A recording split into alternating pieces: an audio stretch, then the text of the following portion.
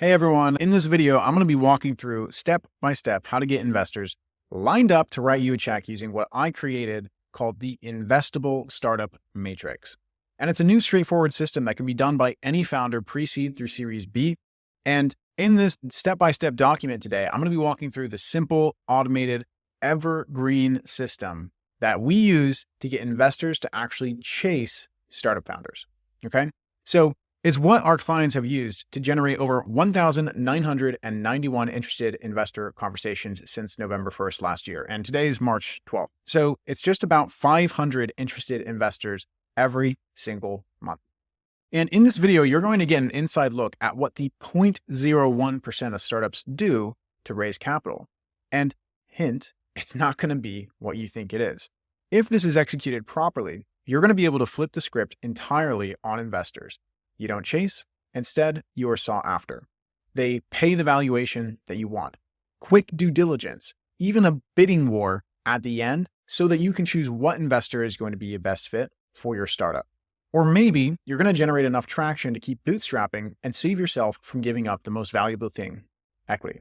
Point is, you get the power to choose rather than showing up and begging for money like most every founder in this environment, but still being told no, right? So you know the feeling when you go to pitch an investor, but they really aren't listening. You're really just pitch meeting number 4 to them, right? You're going to go through the pitch, but you see them doing other things in the background. And you can tell they did not even review your deck prior to speaking. So they don't even know what you do. Then they end with a nice, keep me posted on your progress in the coming months. And I'm going to let you in on a little secret. That is the investor's polite way of saying no. However, it's done in a way so that if you do actually make it, they won't look foolish for passing on the opportunity when they're hanging out with all of their other VC friends. They can say, I almost invested in that company. It's kind of funny. So this is why I created the Investable Startup Matrix. It's night and day different than other common fundraising methods that you're going to be more familiar with because of how it's systematically and ethically created to manufacture trust with investors before you ever speak with them. And as you'll see, this system will allow you to focus on being a full-time founder rather than being a full-time fundraiser. So the best part is that this works for almost any early stage company and will give you an unfair advantage over literally every other startup trying to raise capital. My name is Michael Hummel, and you may recognize my name from LinkedIn, YouTube, or maybe you've seen me speak at one of the startup events that I go to of the dozen or so I do each year. And it all started 18 months ago when we got private equity backed ourselves. It was a grueling process where I constantly focused on pushing the team to hit their numbers in order to impress the firm as we were going through due diligence. This took nearly 6 months. My focus was split. I was working 80 hours a week and I needed it to work out. And fortunately for me, it did. Now I'm on a mission to help startups never go through the stress that I went through, or at least to assist in the process of it. And in the last 12 months, we were able to coordinate over 3,500 conversations with investors for the 147 startups we accepted into our program. More so, those companies raised nearly $100 million. And keep in mind, this is during one of the worst years in history for venture capital. As you can see here, I gave a few screenshots of examples of investors reaching out directly to our clients. It is calendar links, asking for more information to set up an actual call, while the market itself is down over 60%. And the truth is we have officially entered into a VC recession. Capital is not getting deployed in the same ways that it used to, and is down, like I said, 60% from 2021, and only the best startups are the ones getting funded. And that's what we're going to be talking about here today is the Investable Startup Matrix and how this gets you into that category, the category of best startups. It's that powerful. Startups are getting higher and higher requirements, and there's no signs of this changing. There's no cheating it. There's no getting around the standards. You must adapt. And right here is a screenshot of a Wall Street Journal article. Pro take, venture investors move the goalposts for seed stage companies. It continues to get moved further and further away from what the old norm used to be. Now, there's a ton of gurus out there that claim to be able to help you raise capital, and most of them are completely full of it. Here's why. They only solve one problem, one piece of the puzzle rather than a holistic approach. If you hire a company to build your deck, they will do that. They will just redesign your deck. If you hire a pitch coach, they will do that. They will work with your ability to pitch. And if you hire a broker, they're going to get you meetings with investors. They're going to make you pay a retainer, and they're going to take 5% of the capital that you raised, if you even do so. And then if you hire a lead generation company, they may or may not generate leads for you. And anyone that has worked with a lead gen company, you know what I'm saying. And if you go through an accelerator, they will create more work for you and take your equity as a way to thank you for it. Pretty crazy. And if you do everything yourself, you're going to be spread too thin and unable to focus on what actually matters, which is building a venture scale business that can impact the world. Anything that you do outside of building a product and bringing it to market is taking you away from your goal, and it's not going to be the best use of your time. And I'm here to tell you that focusing on any one of these things will lead you astray and will actually diminish your chances of raising capital.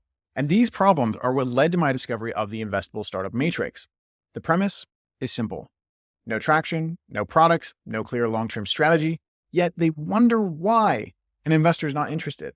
Now, you're either going to be insulted at this point or you're curious. And I'm speaking to the curious few who are looking to license our proprietary Investable Startup Matrix and plug it directly into your startup. In the rest of this video, I'll be explaining the 3 pillars of becoming a highly investable startup. You can use this as your guide, or if you'd like to book a one-on-one strategy call with my team to hear how we can do this for you, click the link right here. Now, let's dive into pillar number 1. It is narrative. Narrative is arguably the most important element for early stage startups, and yet it's so often not even considered. Here's an example to show you the power of narrative. Have you ever heard of Payless shoes? This is what it looks like. I don't know if you guys are early 2000s mall people like myself, but this is a staple. Payless shoes are the old school shoes that would sell for 20, 30, maybe 40 bucks on the high end. And what I thought was incredible is they ran a campaign to see how much perception could impact the sales of their shoes. And just like that, Payless was born. Payless, Payless, get it? And they opened a storefront with this new brand. They invited fashion influencers, members of the media, and they had this grand opening for their brand. And they sold the same shoes. Like, look at this whole storefront right here. Like, it looks like a Louis Vuitton or any of those fancy ones. And they sold the same shoes for sale at Payless stores for $600, $700, even $1,000. What's even crazier, people were actually talking about the quality of the shoes being noticeably better than other luxury brands. They felt pride wearing them, even saying that they were like a new up-and-coming brand that they were excited to see blow up. And why do I tell you this? And why does this matter? Well, in early stage venture capital, perception is reality. It's the exact same game. When you're trying to raise money, this is typically the type of frenzy that you want to build up around your startup. It only happens if you nail narrative. Now, I'm sure you're wondering, well, how do I do this? There are 2 elements of narrative surrounding your startup that you need to nail. First, you need to clearly be able to articulate your vision in a way that gets people to see the business opportunity as clearly as you do. This is done in your website, your deck, your pitch. You see, as an entrepreneur, you're a visionary. The issue is, not everyone is thinking about your business 24/7 like you are. So they rarely see your grandiose vision, and very rarely is it even close to as clearly as you do. And this is why investors stress elevator pitches. It's a litmus test for if the founder has matured enough to build instant intrigue. So if you master your ability to convey your vision in a way that gets strangers excited, then you know you have nailed element number 1 of narrative. And element number 2 of nailing your narrative is getting others to recognize or to talk about what you're building so that you can elevate your status. Because right now, you're in a sea of founders all saying and doing the exact same thing. Think about it. What startup out there that's trying to raise money does not proclaim to the world to be building the next big thing? Exactly. This is why when you talk about your startup, it often falls on deaf ears. Of course, you are going to say that your startup is great. This makes it very tough to be a founder because nobody believes you as you're doing the same thing that the overwhelming majority is doing. And investors are looking for abnormalities. So here in the graphic, obviously you can just see going the other way. Abnormalities are actually a good thing. And I'm going to say it one more time. You want to be abnormal. That helps you stand out and get a second look from investors. Get enough second looks and funding is going to become a non-issue. So how do you get others to talk about you, and who should you get to talk about you? Glad you asked. My favorite way is to get news articles, podcasts, or industry influencers on LinkedIn to talk about what you're building. Think about it. How many early stage companies get news coverage? Very few, like Business Insider, USA Today, VentureBeat, Tech Times. Imagine being in there versus your competitor. Is that happening for them? No. Why is that important? It is abnormal. That is why it's important. And you can even consider all these AI influencers that popped up on LinkedIn that post the coolest new tool that you need to follow. Those companies don't need money because they attract it. Investors see those posts. Investors think that those companies are doing well. They reach out to those companies, and those companies are doing well. Again, becoming desirable. And it's a leading indicator to investors that there is something there. And that's all early stage investors are looking to bet on. They want to see leading indicators that are going to predict future conditions. The fundamental issue with startups is that there is no history, right? You are a new venture that does not have a track record, which is why they look for leading indicators to show future success. And that's the power of narrative. Again, if that's enough for you and you want to book a call with my team, then go ahead and book a time right here. For those that want to know more, let's just dive right into pillar number 2, which is traction. Traction is the buzzword. I was speaking with a VC friend of mine the other day where we were talking about traction and how it's the most powerful metric for any startup. He said verbatim, show me a graph with hockey stick-like growth, and here is my money. And it really can be as simple as that. You see the graph right here. If you're going at a rate that impresses an investor, money's a non-issue. And that's why pillar number 2 is traction, because startup founders need to focus on getting traction earlier. The more you have, the easier it's going to be for any investor to get involved. And yes, for my life science and pre-product friends, there's still a way to generate traction. More on this later. Now, don't roll your eyes, because while this is obvious, let me ask you something. When you're going to investors and asking for money, what's your reasoning for capital? Are you saying it's for marketing or to build a sales team?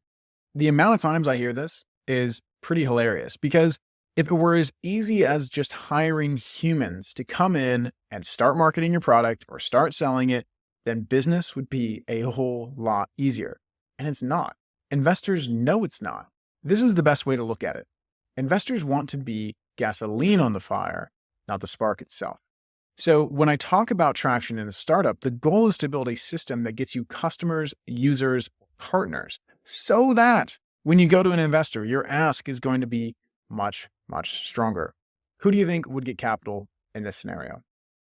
1, a startup that says, I would use this $1 million to build a marketing and sales channel for us. Or 2, the startup that says, I would use this $1 million to double or even triple down on what's already working so it can scale.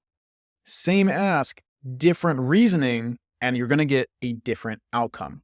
And this should be obvious. Scenario 1, you're essentially asking the investor to gamble their money. No wonder they are saying no. For that reason, I am out. So now to the how. This is tricky to templatize as so many business models are different. But here's essentially what I believe. You need to sell your product as early as possible. And it's not just me saying it. As you can see here, Forbes, Entrepreneur, Harvard Business Review, sell your product before it exists, why you should sell it first, build later. Entrepreneurs like to build the perfect product, but that does not exist. So we are big proponents of selling before it exists or selling before it's ready. And the best way to do this is to find a B2B angle for the early days of marketing. Why? It's cheaper. And running ads is complex, requires hundreds of hours to do properly. Trust me, I know. I've spent literally hundreds of thousands of dollars on ads, and the amount of waste that occurs when you're testing is unbelievable. Here's a recent article showing companies are on track to waste $72 billion this year. Wait for it. Targeting the wrong people. AKA, they literally are just showing their ads to people that will never buy their stuff. I thought this was pretty hilarious because it just goes back to exactly what I was saying. Investors no longer are willing to let their money be the test money. So here's what to do instead. Here are some examples, and hopefully they spark some ideas. Scenario 1, your pre-product, your activity, build a wait list or pre-orders. Start building a wait list of interested prospects and show investors the market demand. So you want to take the actual list of people who said, why, yes, this is a cool product idea. And then you want to take that to the investor so they can see that there is market validation. Scenario 2, MVP. Your goal is going to be sell the beta, and you're going to never have a perfect product. Get out there, sign up beta users, get some cash in, and show the demand and gather some product feedback. Show investors that you were able to sell, you took that action, and more so, tie your reason for capital back to the feedback that you got. So if they need certain product improvements in order for them to be lifetime customers, perfect.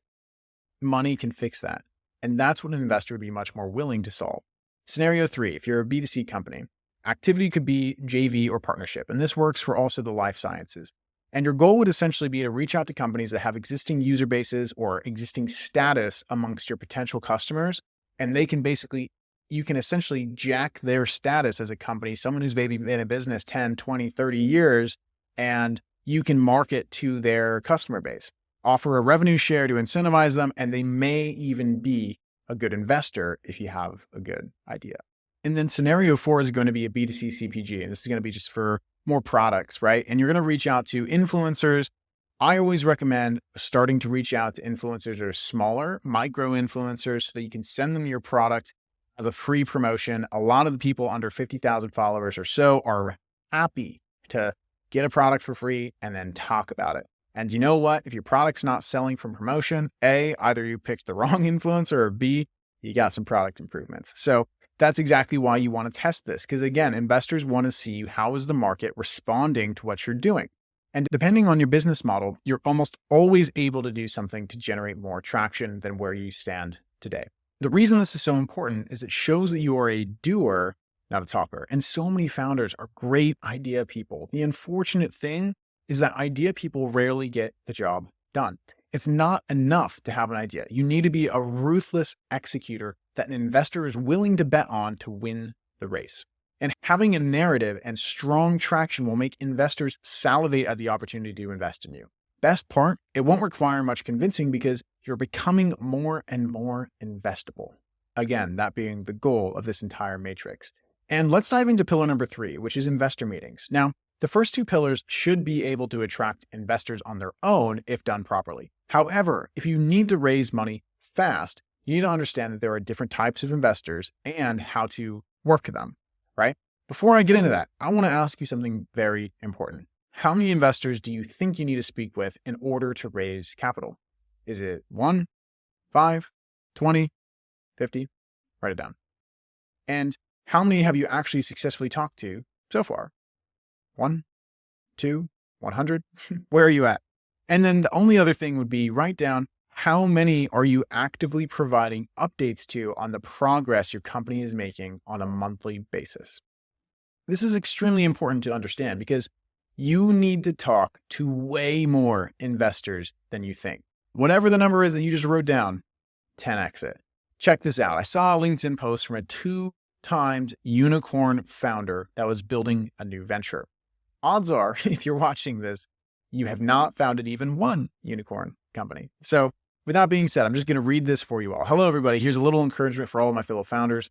Company name closed our $15 million seed round with $30 million oversubscribed by 2x in a very difficult fundraising year. Many might dismiss this story thinking, okay, whatever. They had some big VCs backing them, are part of the good old boys network or something like that. Here's the reality. I made over 2,000 pitches, 2,000 pitches to investors. Over 97% said no, or worse, ghosted me after the pitch. That means he got over 1,700 no's, including the ghosting. In other words, he got 3 yeses out of every 100 pitches. And he goes on to say, do you have the stomach for that, right? Many founders are struggling to raise money right now. He goes on to say, don't despair. Know that it's possible. It is a numbers game. Don't take it personally. Just put in the work. Keep achieving traction to make it increasingly impossible for investors to say no. And eventually, you'll get it done. And that is what this system does. Make it harder for investors to say no. And there you go. And this guy, 2-time unicorn founder, had to speak with 2,000 investors. That is insane. So if you think that your idea is so good and you're going to just waltz in and convince the first investor that you speak with to invest, you are lying to yourself. Here's what I believe to be the best strategy for raising capital. First, you need to start way earlier than you think. I like to think about it like dating before you get married. Investors want to go slow because they want to see if you do what you say. So communication with them can be slow, or maybe they're dragging their feet during due diligence because they are watching to see if you actually progress in the way that you think and you say you will. And if you start this too late, when you're not in a favorable cash position, things get harder and harder. Why? Well, the less money that you have, the more desperate you are. The more desperate you are, the less likely you are to raise money. So you start to sound like a used car salesman, not a founder building the next big thing. And investors can smell it. More so, they're repulsed by it. And the second thing when it comes to investors is you need to understand the tiers of investors. I learned this from another VC friend of mine for how he viewed raising capital when he was a startup founder.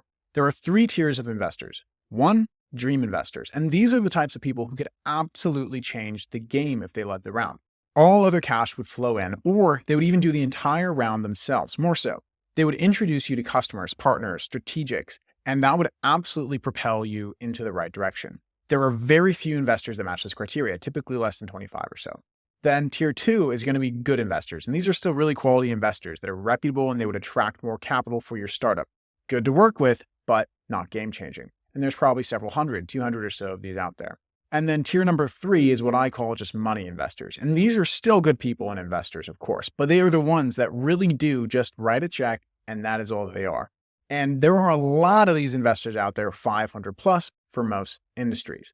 Now, why is it important to understand these buckets? Well, 99% of the startup founders I speak to are only focused on the dream investors. They start to raise a round, they go for their best fits first, and this is a massive mistake. First impressions are hard to change. Odds are you're going to mess up your pitch, you're going to stutter, you're going to be nervous, and likely you have not thought through all the FAQs when you're first pitching. And I recommend you start broad. You want to hear the holes that you have in your business. And if you start broad, you can do this. This is my pitch improvement flywheel. You're going to speak to an investor. You're going to hear their feedback. You're going to consider the validity of their feedback. Implement changes if you think their feedback is valid. Provide updates to said investors that are on their concern. If you had something you had to fix in your product, it was a certain amount of traction that they wanted to see, so forth. And then you will speak to that investor again. And either you will speak to that investor again, or you will speak to a new investor and continue the cycle. That's why it's so powerful and why you need more time and you want to start broad.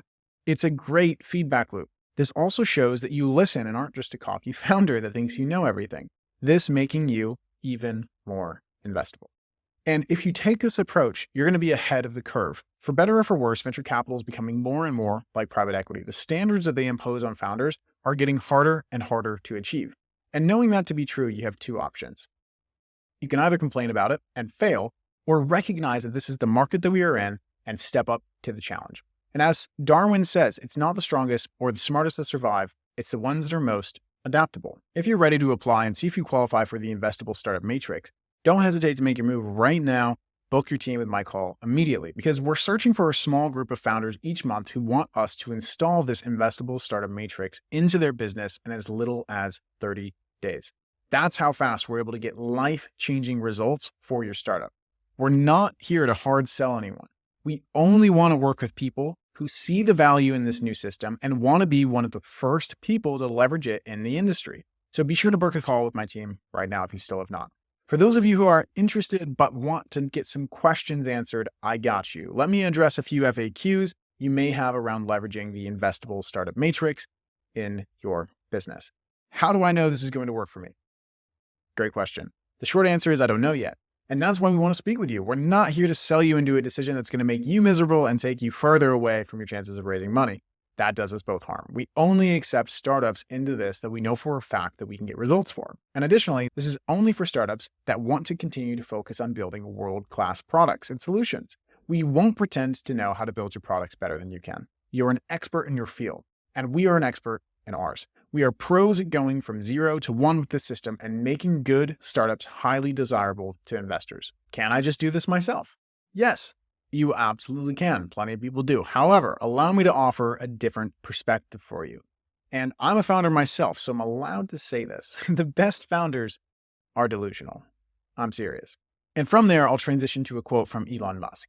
Being an entrepreneur is like eating glass and staring into the abyss of death. Not the most dreamy description for a job, right? And anyone who embarks on this journey has to be slightly delusional. I call it delusional optimism. This is a blessing and a curse because we all think we know the better way. It's what allows us to take risks and build life-changing companies. And sometimes it's hard to admit when we need help or when it's time to pivot strategies, especially in the early days when money is tight. My recommendation, don't gamble fundraising. This is the most important thing for any founder to master. And if you're early stage, you can use all the help that you can get at this point to increase your chances of success. Think about it. If you get great at raising money, aka using the Investable Startup Matrix, you are able to build anything that you want, and you can make the impact that you want in life. Without the ability to raise, you will likely fail.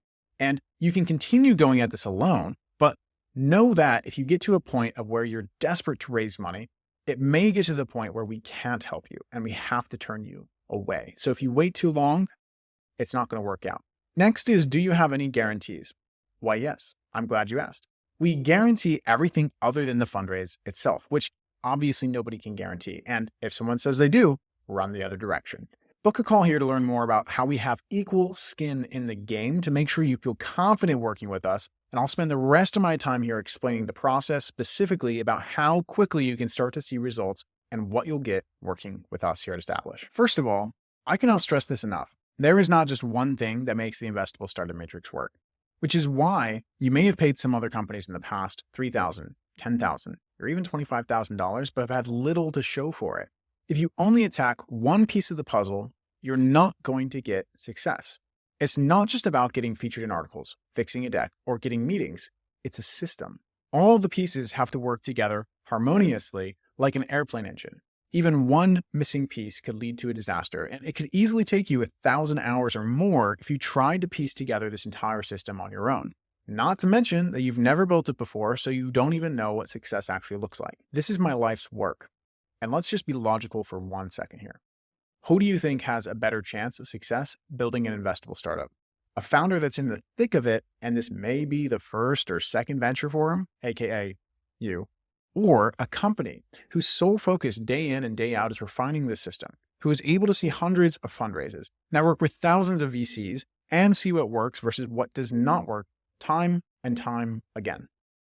And second of all, this is not a course. This is not going to be something where you just go through some videos and implement a bunch of junk yourself. We're licensing out to you a system that has generated us more than $10 million in revenue and plugging it into your startup. It's going to be like strapping a jet engine into a bicycle. And it's the reason that this works so well. We plug in systems that more mature and later stage businesses have so that you seem like the clear market leader. This is what gets investors so excited. Additionally, we're going to be inside a private Slack channel with you and your team, answering questions, delivering assets, and optimizing campaigns.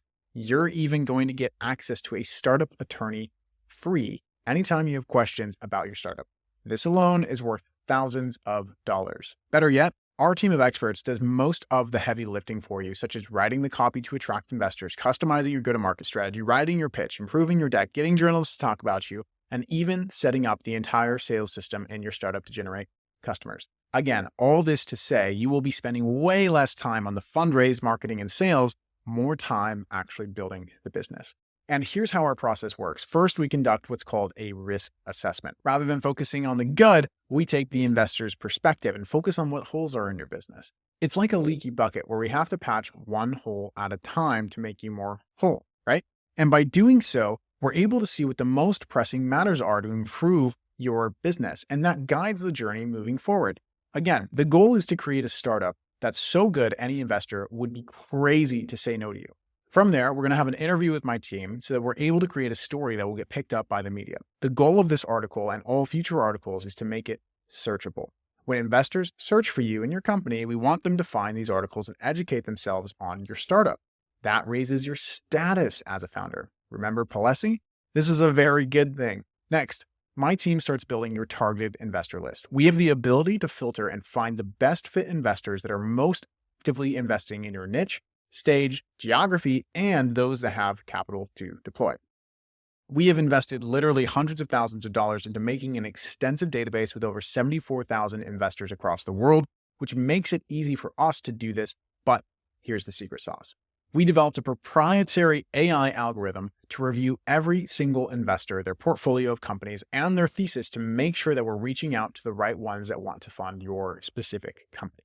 While this is going on, we're also going to be working together on building out your go-to-market strategy. The goal is to look at other companies in your niche and see the traction metrics that they are achieving, especially those that recently raised money. That's going to give us a North Star to aim for. We build a list of your ICP, we write a compelling message to get them to want to talk to you, and generate leads for you. To recap, you're going to have your first published article, your first interested investor, and your first potential customer all within 30 days.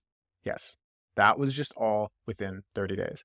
You may be thinking, wow, Michael, that sounds like a lot of time. Well, think again. As I've mentioned before, this is done with you. We're giving you the blueprint and customizing it entirely for you. And this entire system will only be about 2 hours a week for you to maintain because we are doing the heavy lifting. From there, we review all your investor assets, your pitch deck, your one-pager, and the pitch itself.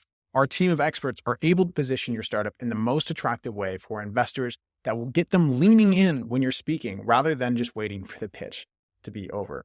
Once that's completed, you'll be able to battle test your pitch in front of other startup founders in our community. That way you can feedback from other founders that are in the same stage as you going through the process.